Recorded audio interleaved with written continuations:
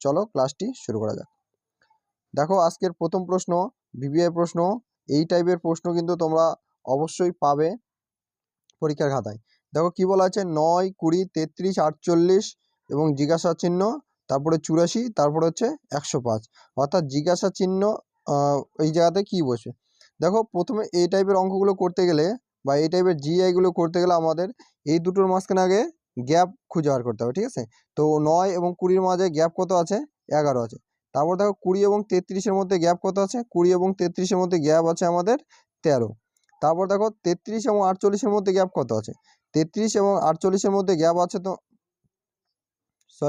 33 এবং 48-এর মধ্যে গ্যাপ আছে 15। তারপর দেখো জিজ্ঞাসা চিহ্ন দেওয়া আছে, ঠিক আছে। জিজ্ঞাসা চিহ্ন দেওয়ার পর একটা এই জায়গাতে একটা গোল চিহ্ন, অর্থাৎ এই জায়গাতে জিজ্ঞাসা চিহ্ন আছে, অর্থাৎ মানে কি এই জায়গাতে আমাদের সঠিক উত্তরটা বসবে, ঠিক আছে। তারপর দেখো এখান থেকে একটা